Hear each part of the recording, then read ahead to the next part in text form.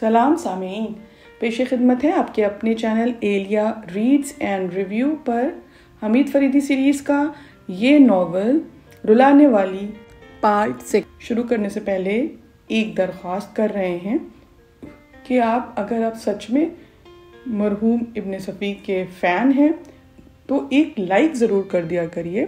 Like کرنے سے channel کی ریچ بڑھتی ہے، تو امید کرتے ہیں کہ آپ نے اب بھی رائٹ ناؤ لائک کر دیا ہوگا۔ بہت شکریہ۔ کمرے کا دروازہ بند تھا لیکن کنجی موجود تھی۔ ایسا معلوم ہوتا تھا جیسے وہ نیند کے دباؤ کی بنا پر اسے قفل کے سوراخ سے نکالنا بھول گئی ہو۔ فریدی نے ایک لمحہ بھی صاف کیے بغیر دروازے کو دھکا دیا۔ دروازہ کھل گیا تھا لیکن کمرہ خالی تھا۔ دونوں اندر داخل ہو گئے تھے۔ بیڈ روم کا دروازہ پہلے سے کھلا ہوا تھا اور یہاں بھی انہیں کوئی نظر نہیں آیا تھا۔ کیا غسل خانے میں جا سوئی ہے؟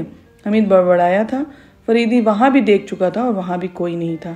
ممکن ہے کچھ دیر کے لیے باہر گئی ہو، حمید نے کہا، لیکن کنجی وہ اس طرح چھوڑ کے نہیں جا سکتی تھی۔ فریدی میز پہ جھکا تھا۔ خواہ مخواہی کام بڑھا گئی ہے، اس نے کچھ دیر بعد فریدی کو کہتے سنا۔ تھوڑی دیر بعد اس نے ایک لیٹر نکالا جو اسی میز کی دراز میں تھا۔ اس پہ انگریزی میں کچھ لکھا تھا۔ ڈیئر ساجد حمید، میں بہت جلدی میں یہاں سے رخصت ہو رہی ہوں۔ یہ تو تم جانتے ہو کہ میں تمہارے شہر سے واقف نہیں ہوں۔ تم سے رخصت ہو کر میں اپنے کمرے میں جانے کے بجائے باہر گئی تھی۔ وہاں ایک ٹیکسی خالی تھی، میں نے اس کا نمبر نوٹ کر لیا ہے۔ نمبر یہ ہے۔ یہاں واپس آ کر تمہیں لکھ رہی ہوں۔ بات کچھ ایسی ہے کہ میں وہاں نہیں ٹھہر سکتی تھی اور میں نہیں جانتا کہ وہ مجھے کہاں لے جائے گا۔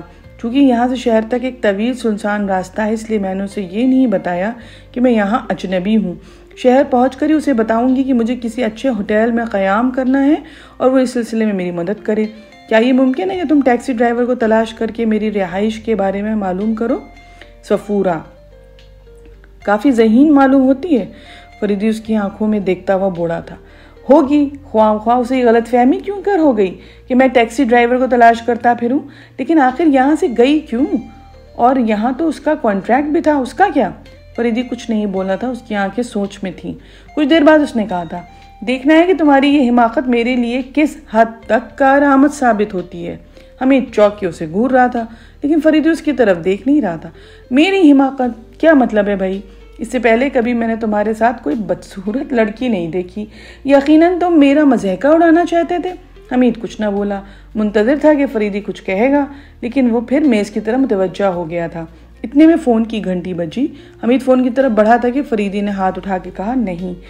گھنٹی بجتی رہی اور اسی حال میں وہ چھوڑ کے اسے باہر آ گئے تھے۔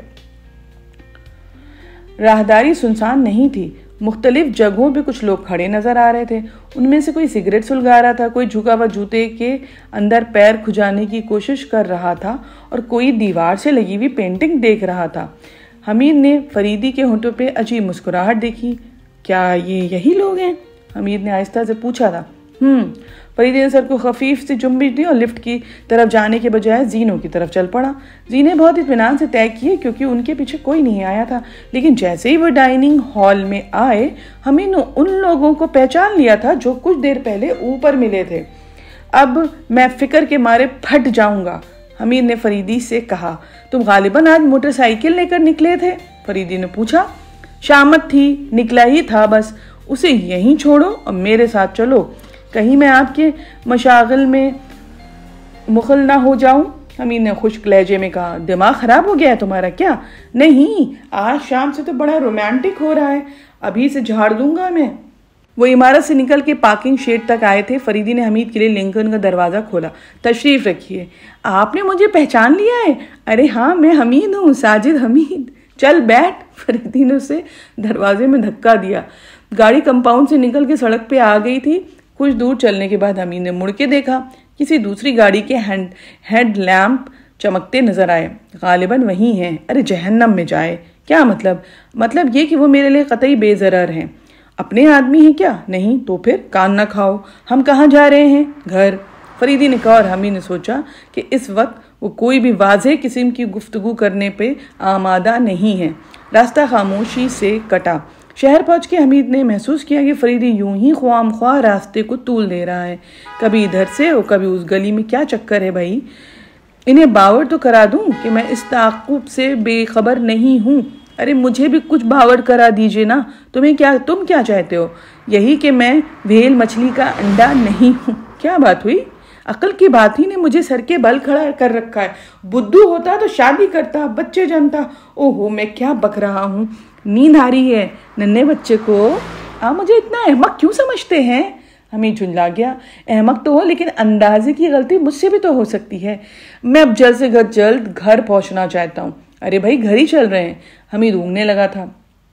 چوکا اس وقت جب گاڑی رک گئی تھی۔ وہ اپنی کمپاؤنڈ میں تھے۔ اتریے نواب صاحب، فریدی کی آواز کان کے پاس آئی۔ شکریہ۔